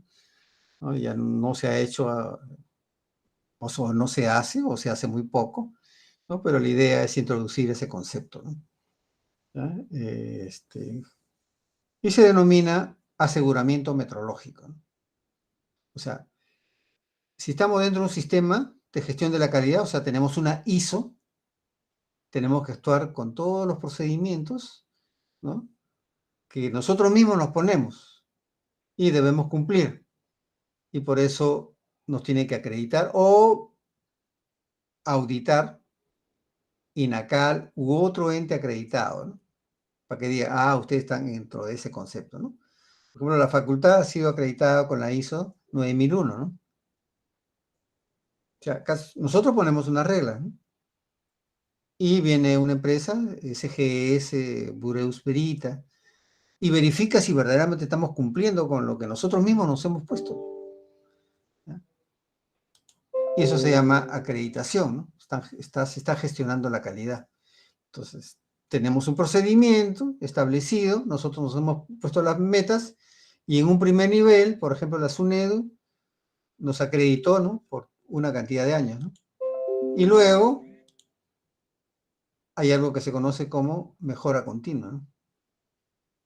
En un determinado momento cumplimos los requisitos mínimos, pero ya pues después de 4 o 5 años no podemos estar en el mismo estándar, ¿no? Ya tenemos que haber mejorado, y eso se llama mejora continua.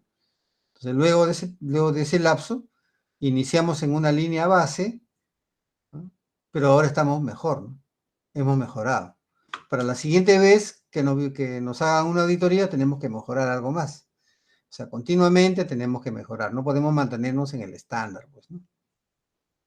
Perdón, en el estándar inicial, pues, ¿no? O sea, significa que no avanzamos, ¿no? O sea, estamos ahí estancados, ¿no? Y la idea es que mejoremos de otras maneras, ¿no? Quizás algunas condiciones específicas podemos cambiar, podemos mejorar, ¿no? Y eso es. ¿Y en equipos médicos sucede lo mismo? Sí, también, por supuesto, ¿no? Y esa es la idea, ¿no? ¿Ya? O sea, mejorar continuamente y en este caso con la gestión de calidad y mediante el aseguramiento metrológico, ¿no? O sea, todo lo que sea metrología significa mediciones, ¿no? Hay que medir. Entonces, ¿cómo sabemos nosotros que nuestro equipo está funcionando bien? Tenemos que medir, pues, hay que medir. ¿Bien? Y compararlo con patrones calibrados, ¿ya? Ese es el concepto de calidad que tenemos que ir a aplicar. Además, el Ministerio de Salud y la Organización Mundial de la Salud dice que la gestión del equipamiento biomédico y el tratamiento dentro de los hospitales tienen que actuar bajo un entorno de calidad. Y lo que nos concierne a nosotros es, en la gestión de la calidad, es tener a nuestros equipos funcionando correctamente y que estén dando las mediciones adecuadas. Y esa gestión se hace mediante un aseguramiento metrológico, es decir, midiendo, ¿ya? Ajustando primero y luego verificando, calibrando, ¿no? Ya cuando se puede implementar un laboratorio de calibración de metrología biomédica en el país, bueno, se calibrará, pues, ¿no? Mientras tanto, podemos verificar que también es un sistema de calidad, ¿no? Y estaríamos implementando el aseguramiento metrológico. Bien, jóvenes, ahí nos vamos a quedar. No sé si hay alguna pregunta.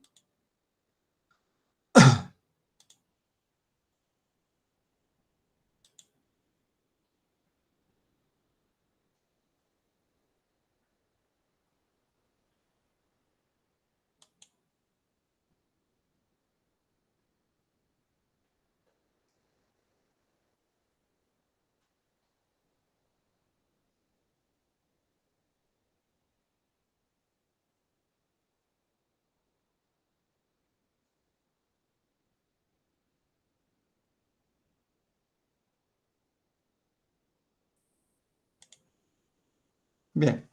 Bueno, jóvenes, quería pasar lista, pero ya estamos fuera de la hora, por eso no podía pasar. Ya será la siguiente clase. Bueno, mañana, entonces, como hemos acordado con la delegada, el examen va a empezar más tarde, ¿no?